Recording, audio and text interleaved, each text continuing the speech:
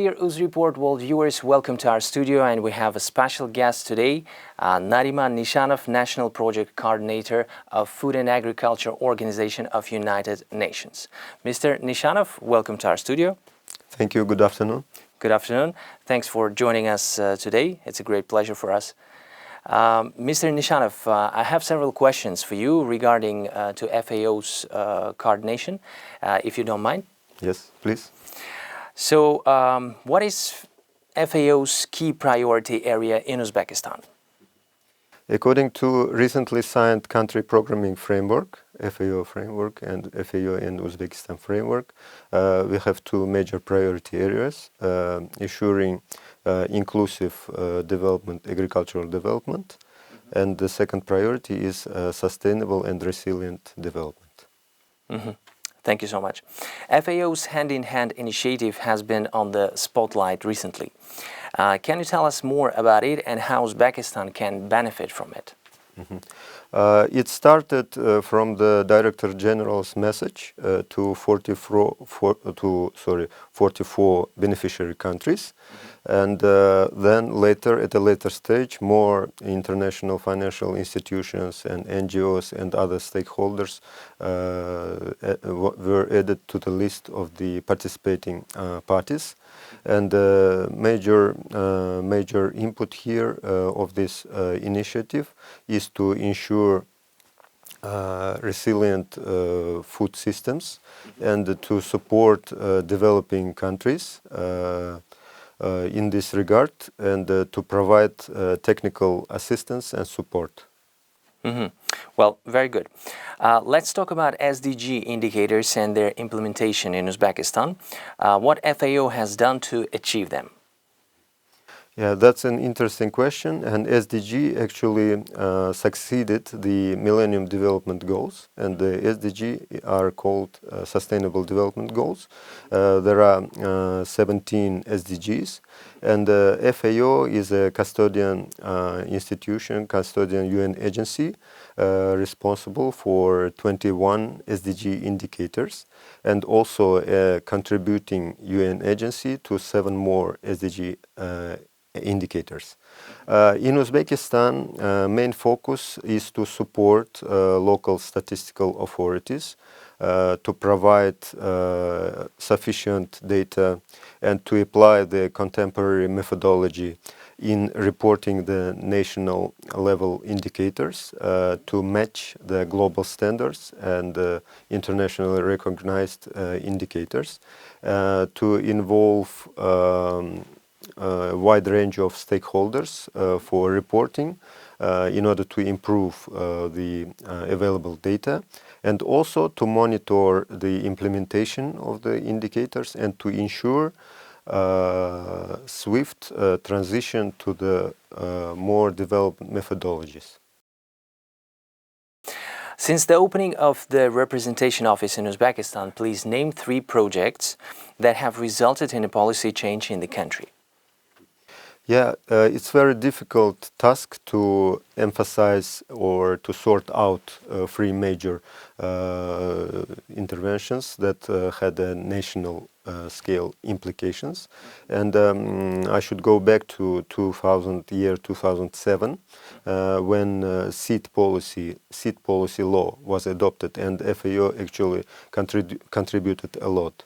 The year 2019 was also very fruitful in this regard. In this year, Uzbekistan government, in cooperation with FAO, has developed its strategy for development of the agricultural sector. Plus, FAO conducted the national gender assessment, and also the forestry sector development concept has been also developed. Additionally, I could add that our organization also contributed to development of gender-sensitive issues. As mentioned earlier, it was gender assessment conducted, and plus gender policy developed specifically for the development of the forestry sector. and it emphasizes the minimum thresholds at any level of the forestry organizations, and ensures that this threshold is not underestimated in order to empower. And these specific programs are also designed to involve more women and youth to the academic programs in forestry sector, which is crucial in order to have the successive and momentum of the forestry interventions. Well, very good. FAO fights hunger and malnutrition. However, Europe and Central Asia are officially hunger-free regions. In addition, when we talk about malnutrition, it also includes poor eating habits. What is FAO doing to promote healthy eating in Uzbekistan? It's an important question because malnutrition is not of an issue of a very vital issue in Uzbekistan, but we should pay attention at the quality of nutrition because quality nutrition ensures healthy, and healthy diet is the cornerstone for the future generations and the healthy development of the children as well.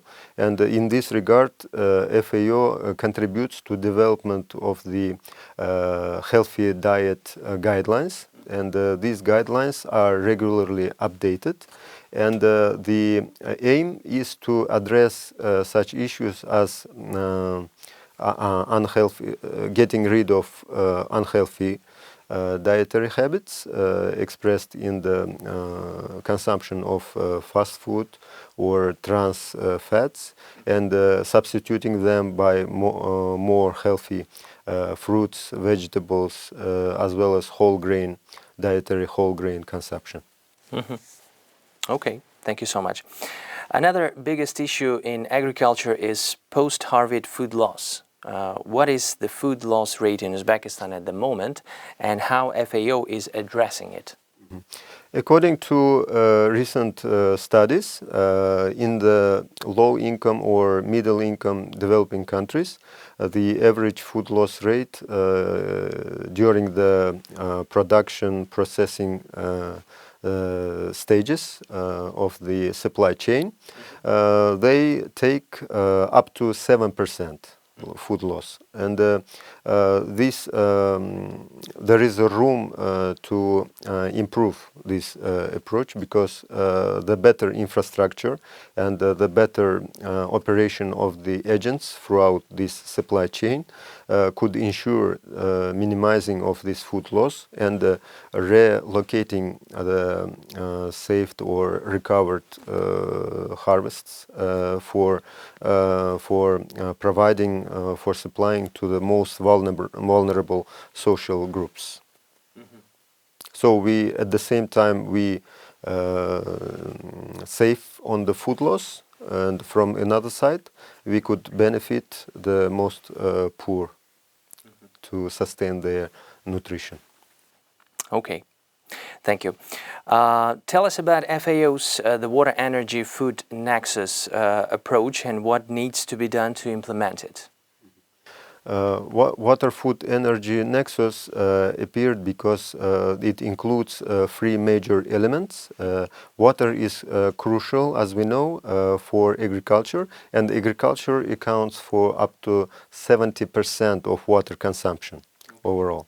And that is why water is also used for energy generation and transporting of energy. And also it contributes for food production as well. So as we see, these three elements are interrelated. In this regard, FAO efforts are aimed to address the issue of the efficient water utilization in agricultural sector and ensuring more water efficiency in all agricultural practices to provide at the maximum scale the future water utilization patterns. Mr. Nishanov, I have another question to you. Quite recently, we had an IPPC representatives in our studio, and this question was from our UzReportWorld viewers. How did FAO assist Uzbekistan to become part of IPPC? Yes, I should start from the great achievement. Uzbekistan has become part of IPPC in January 2020, but FAO did a good work in preparation of this accession. For example, FAO TCP project on seed and plant protection support to Uzbekistan, which lasted from 2017 up to 2019, managed to convene all the crucial stakeholders and to prepare all the locally prepared programs and documents to match the internationally recognized standards. So this all background preparation work helped Uzbekistan to become the 184th member of IPPC. Well, very interesting and very detailed. Thank you so much. So, and I have the last question for you, Mr. Nishanov. How do you envision FAO's impact in 5 years in Uzbekistan?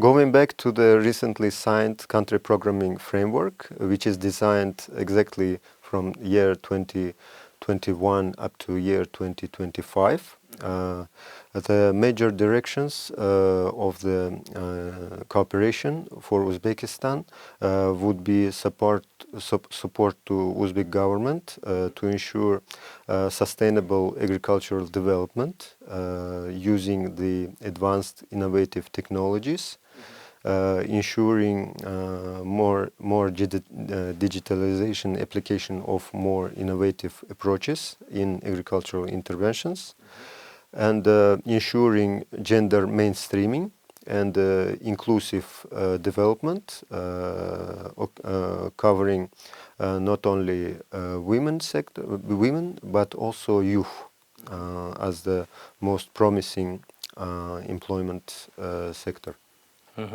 Very good. Thank you so much, Mr. Nishanov, for joining us and coming to our studio, because this is really important for our UzReportWorld viewers to find out more about Food and Agriculture Organization of United Nations.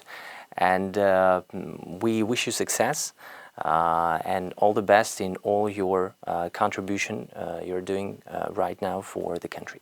Thank you very much for your time and for invitation. And I should say that FAO strives to achieve a lot of good results in cooperation with the Uzbek government. And we encourage all the stakeholders to catch up with the most modern technologies. And FAO contributes a lot in other sectors such as fisheries, beekeeping, and is very open to involve more and more stakeholders to ensure sustainable development of Uzbek land. Yeah, which is very important. Thank you so much. So, dear UzReportWorld viewers, we had a special guest today, Mr. Nariman Nishanov, National Project Coordinator of Food and Agriculture Organization of United Nations in Uzbekistan. Stay safe and goodbye.